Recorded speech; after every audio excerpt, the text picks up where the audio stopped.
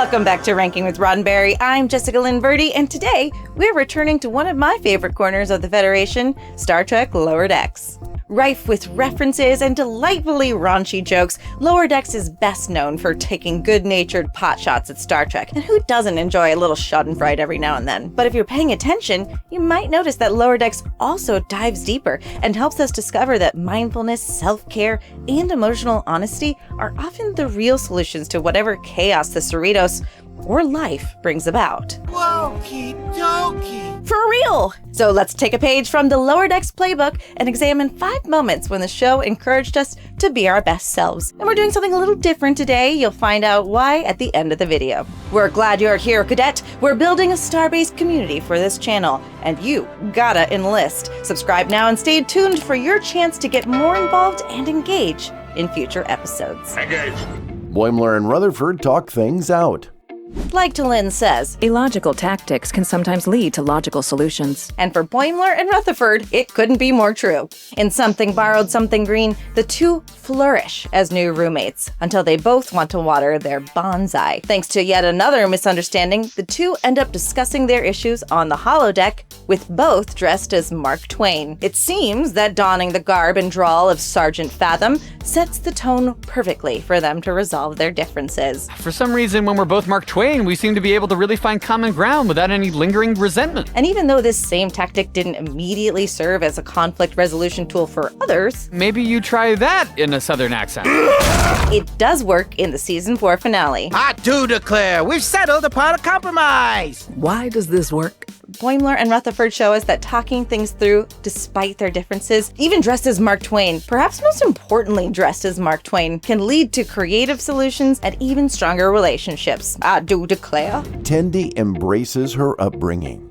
Since the earliest days of Trek, Orion culture has been wrapped in mystery and a whole lot of assumptions. So when Devana Tendi joins the Cerritos, she challenges all of it. She's Orion, sure, but she's not pirating or pillaging or fitting into anyone's preconceived boxes. Across the series, we watch Tendi push back against stereotypes and misunderstandings about her people. Things get even more interesting when we discover just how high-ranking her family is. Your family's Orion pirates? Yep, syndicate and all.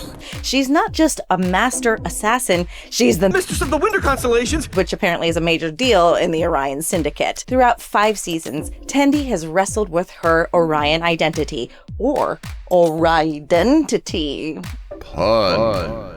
You get the idea. But she shines brightest when she stops running from it and chooses to accept all of who she is. In Hear All, Trust Nothing, we see that acceptance in action for the first time, and Tendi saves the day because of it. By owning her full self, she creates space for others to accept her too, syndicate and all. It's a part of who you are. I like hearing about it. This moment reminds us that vulnerability can lead to authenticity and real connection, and that those real connections love us for who we are. Talin lets go. Sure, Vulcans are logical, but they're not flawless, and Talin is living proof. In Empathological Fallacies, the Cerritos crew initially blames a trio of partying betazoids for the emotional chaos sweeping the ship. But the real source is Talin, who appears to be going through a quarter-life crisis. She is only 62 after all. You look great, by the way. Talin was assigned to the Cerritos as punishment for being insufficiently logical, even though her supposed illogical decision saved the lives of her crew members. We learn that Talin has been holding on to that rejection, and it's not only affecting her mental state, but everyone else's. Enter Mariner with one of the best pep talks in the entire series. She reminds Talin that being unapologetically herself is not a flaw, but a strength. No one is perfect. We all make mistakes, but someone else's judgment doesn't define who we are. Man, Captain Sokol. What, you saved their lives so he kicks you off the ship? Where's the logic in that, huh? Agreed. The most powerful moment comes when Talin finally accepts her own truth. Her hands tightly balled into fists the entire episode slowly unclench, a moment I think a lot of us can relate to. Talin and Mariner show us that sometimes our own minds can be unreliable narrators, and that growth can start with challenging those stories we tell about ourselves, and it doesn't hurt to have a friend help you out. Rutherford shows compassion for his younger self. At different stages in our lives, we may be confronted with our past choices, and in the episode Reflections, Rutherford is confronted with his, literally. A malfunction and cash purge splits him into two versions of himself, the person he is now and the person he used to be.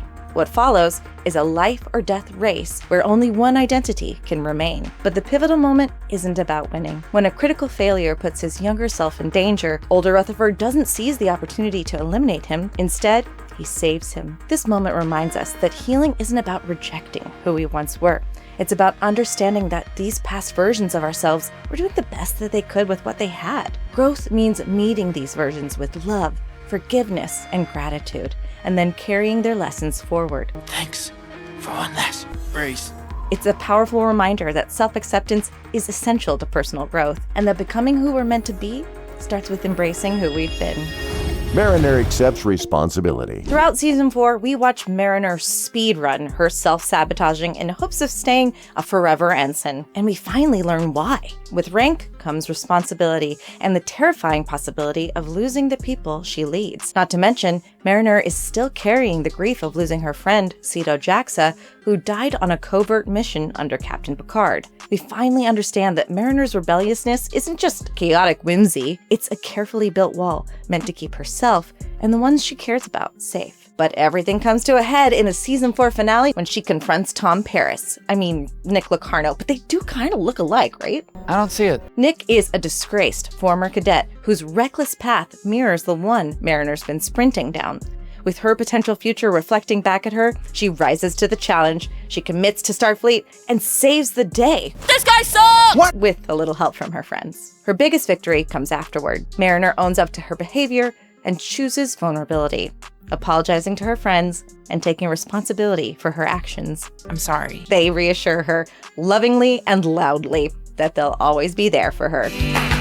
This moment is a culmination of seasons-long growth that mimics emotional growth in real life. Healing is messy, and it never happens all at once. It's a daily practice full of stumbles, small wins, and friends who walk beside you.